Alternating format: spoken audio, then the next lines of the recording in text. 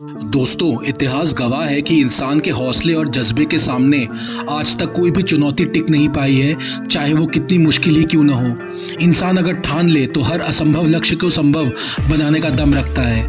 आज की कहानी भी ऐसी ही एक बॉक्सर की है जिसने अपने अकेले के दम पर अपने पड़ोसी मुल्क को अपनी ताकत का लोहा मनवाने पर मजबूर कर दिया था। हेलो दोस्तों, नमस्ते, आदाब, वेलकम बैक आपके favourite movie recap channel cinema cafe में आप सभी दोस्तों का तहे दिल से स्वागत करता हूं। आज हम सुनने वाले हैं 1985 में रिलीज हुई फिल्म रॉकी 4 की बहुत ही इंस्पायरिंग कहानी, जिसमें इस दशक के legendary action hero Sylvester Stallone मुख्य भूमिका में आपको नजर आएंगे।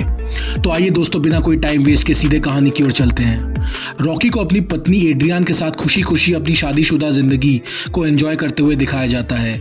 उनकी शादी के 9 साल हो गए हैं। उनका लड़का रॉकी जूनियर भी काफी बड़ा हो चुका है और खूब शैतानी करता है।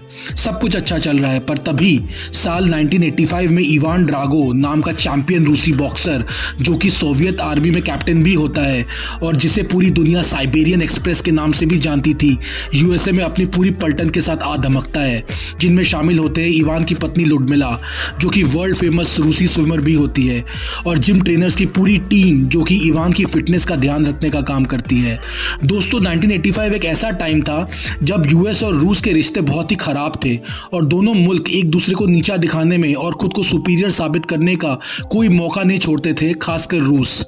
इवान ड्रागो का मैनेजर निकोलाई कोलोफ इवान के लंबे चौड़े बहुत ही ताकतवर कदकाठी का यूएस के लोगों के सामने जानबूझ के खूब नुमाइश करने लगा था, ताकि वो यह दिखा पाए कि रूस के लोग यूएस के लोगों से कितने अधिक बेहतर और एथलेटिक हैं। एक साधारण से उच्च कोटि का बॉक्सर 700 पीएसआई के फोर्स से मुक्का मारने की क्षमता रखता है, पर इवान ड्रागो का दायां मुक्का विपक्षियों के ऊपर 1850 पीएसआई के फोर्स के साथ पड़ता है।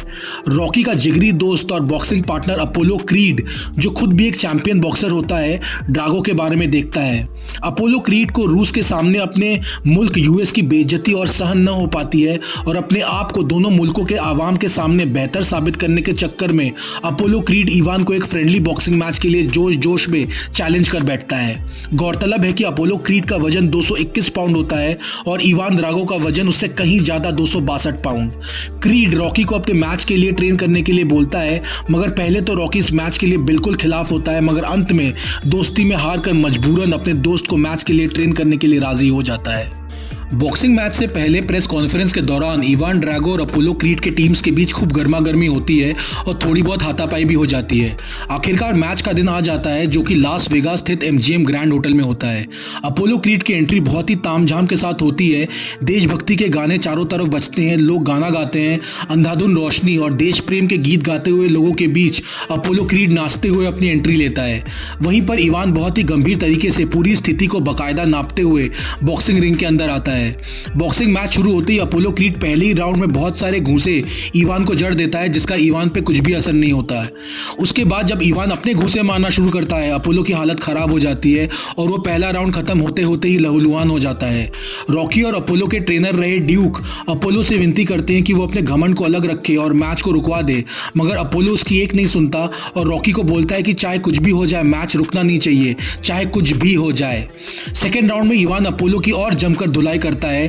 तभी ड्यूक देखता है कि ऐसा ही चलता रहा तो अपोलो मर जाएगा और चिल्ला के दरख्वास्त करता है कि मैच को रोक दिया जाए, मगर उसी वक्त इवान अपोलो को ऐसा जोरदार घूंसा मारता है कि अपोलो बेहोश होकर मछली की तरह तड़पता हुआ जमीन पर गिर पड़ता है और कुछ ही सेकंड्स के अंदर अंदर ही अपोलो के प्राण पखेरु उड़ जाते हैं और वो मौत के घाट उतर जाता है। इवान ड्रागो के चेहरे पर किसी तरह का कोई भी पछतावा या शिकन नहीं दिखता है और वो ऐलान करता है कि आज मैंने एक मुल्क के घमंड को तोड़ा है और अगर अपोलो मरता है तो मुझे इसका कोई भी दुख या पछतावा नहीं है। इस घटना को कुछ महीने बीत जाते हैं, मगर रॉकी इस हादसे को भूल नहीं पाता है। रूस की तरफ से भी इस घटना को लेके किसी तरह का कोई भी बयान या सांत्वना पत्र भी नहीं आता है, माफी मांगना तो दूर। रूस के इस रवैये को देख रॉकी को काफी निराशा होती है और बदले की आग में जल रहा रॉकी इवान ड्रागो को बॉक्सिंग मैच के लिए चैलेंज करता है। रूसी अधिकारी इस चैलेंज का स्वीकार करते हैं, मगर शर्त रखते हैं कि मैच यूएस की जगह इस बार रूस में आयोजित किया जाए और ये मैच 12 राउंड की जगह 15 राउंड में लड़ा जाए और और वो भी क्रिसमस वाले दिन। रूसी अधिकारी ये दलील देते हैं कि यूएस में इवान की जान को खतरा है क्योंकि उसे जान से मारने की धमकियां मिल रही हैं, इसलिए उसकी सुरक्षा को मद्देनजर रखते हुए मैच रूस में लड़ा जाए। रॉकी अकेला ही अपनी पत्नी एड्रियान के बिना रूस पहुंचता है क्योंकि एड्रियान रॉकी के इस मैच से लेकर बहुत नाखुश होती है और गुस्से में रॉकी के साथ नहीं जाती है।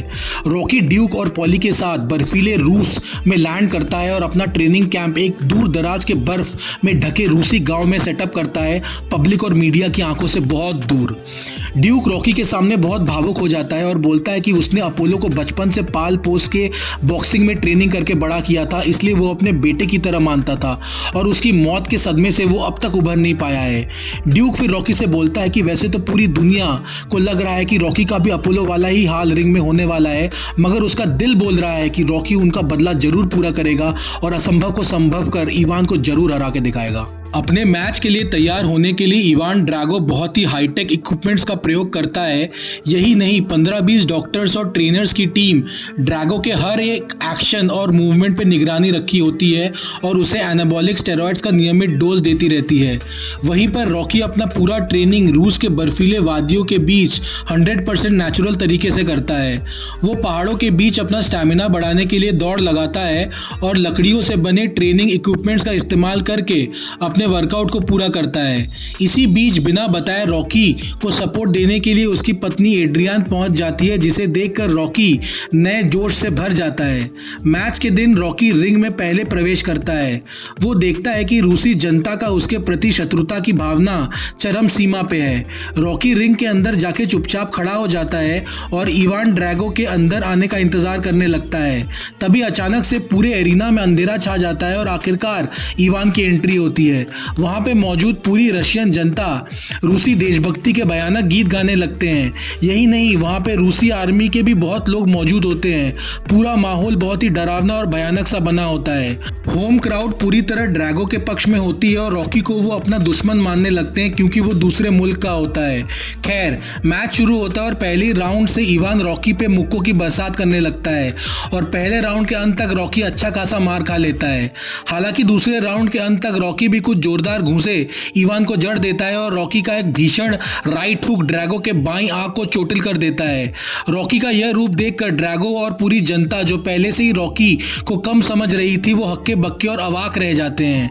मौके का फायदा उठाते हुए ड्यूक रॉकी को प्रोत्साहन देता है, ये बोल के कि उसने इस राइट हुक के साथ साबित कर दिया है कि इवान ड्रैगो भी एक इंसान ही है, ना ही कोई चलता फिरता मशीन। रिंग में इवान के कोने में हम देखते हैं कि उसे उसके ट्रेनर्स से बहुत डांट पड़ रही होती है कि कैसे वो एक कमजोर अमेरिकन से एक भी घूसा खा लिया। इस पे इवान बोलता है कि रॉकी किसी लोहे के मशीन से कम नहीं है, उसका एक एक पंच लोहे की तरह महसूस हो रहा है। अगले 12 राउंड्स तक दोनों योद्धाओं में भीषण बॉक्सिंग होता है और दोनों एक दूसरे पर खूब घूंसे बरसाते हैं। रॉकी इवान से कद में और वजन में कम होने के बावजूद ड्रैगो के साथ बराबरी की लड़ाई लड़ता है। 12वें राउंड के शुरुआत में स्टेडियम में मौजूद पूरी जनता, जो पहले रॉकी को हीन भाव से देख रही थी और उसे अपना दुश्मन मान रही थी, अब धीरे धीरे रॉकी के जज्बे को देख के उसका सम्मान करने लगती है, क्योंकि वो इतने हजारों लोगों के बीच में अकेला खड़ा होकर भी हार नहीं मान रहा था और गजब के हौसले का प्रदर्शन कर रहा था। रॉकी ने रूसी जनता का दिल जीत लिया था और अब पूरी रूसी जनता इवान के बजाय रॉकी को चीयर करने लगी थी। इसी बीच इवान का मैनेजर निकोलाई कोलोफ रशियन मिलिट्री के सामने अपनी नाक कटता देख इवान ड्रैगो की जबरदस्त बेइज्जती करता है, जिस पे ड्रैगो को इतना गुस्सा आता है कि वो कोलोफ को रिंग के बाहर उठा के फेंक देता है और रशियन मिलिट्री हेड की ओर देख के यह ऐलान करता है कि वो बस खुद के लिए लड़ता है, ना ही कि किसी की नाक बचाने के लिए। 15वें राउंड के अंत तक दोनों फाइटर्स बुरी तरह थक के चूर हो जाते हैं, फिर भी दर्शकों के लिए लड़ते रहते हैं। दोनों एक दूसरे पे घूंसों की बरसात कर देते हैं। रॉकी को ज्यादा मार पड़ती है, पर वो असाधारण स्टैमिना का प्रदर्शन करते हुए इतना मार खाने के बावजूद जमीन पे नहीं गिरता है। इस वक्त तक इवान थक के चूर हो जाता है और अपना मौका आते देख रॉकी इवान पे एक के बाद एक खतरनाक राइट हुक, लेफ्ट हुक, अपर कट्स की बौछार लगा देता है और अंत में असंभव संभव हो जाता है और पहाड़ जैसा शरीर वाला इवान ड्रैगो धड़ाम से जमीन पे गिर जाता है और रॉकी फाइट जीत जाता है। आखिर में अपने विक्ट्री स्पीच के दौरान रॉकी बोलता है कि पहले तो पूरी रूसी जनता उसके खिलाफ थी और उसे अपना दुश्मन समझ रही थी, मगर रॉकी का हौसला देख के रशियन होने के बावजूद उन्होंने रॉकी को सम्मान, प्यार और सपोर्ट दिया। इसी चीज़ ने रॉकी का भी दिल जीत लिया और वो भी रशियंस का दिल से सम्मान करने लगा। उसके मन में पहले रशियंस के प्रति कुछ और भावना थी, मगर रशियन जनता ने भी स्पिरिट ऑफ द गेम की भावना दिखा के रॉकी का दिल जीत लिया है। फिर आखिर में रॉकी ऐलान करता है कि अगर मैं बदल सकता हूं तो आप भी बदल सकते हैं, हम सब बदल सकते हैं। ये सुन के पूरा स्टेडियम और यहां तक कि रूसी मिलिट्री का चीफ भी रॉकी को स्टैंडिंग ओवेशन देता है। अपनी मिलिट्री चीफ को तालियां बजाता देख बाकी सब आर्मी के लोग भी रॉकी के लिए तालियां बजाने लगते हैं। अपने स्पीच के अंत में रॉकी अपने बेटे को, जो टीवी में अपने पिता का मैच देख रहा होता है, मैरी क्रिसमस विश करता है और अपने दोनों हाथ हवा में जीत की खुशी में लहराने लगता है। और इसी के साथ दोस्तों फिल्म का दी एंड हो जाता है। उम्मीद करता हूं कि आपको रिव्यू एक्सप्लेनेशन अच्छा लगा होगा। अगर पसंद आई तो प्लीज़ लाइक और सब्सक्राइब करना मत भूलना। मैं आपके लिए बेहतरीन से बेहतरीन मूवीज़ की रिकैप वीडियोस लाता रहूंगा। फिर मिलेंगे दोस्तों एक नए मूवी और एक्सप्लेनेशन के साथ। तब तक के लिए गुड बाय, जय हिंद, वंदे मातरम और भारत माता की जय।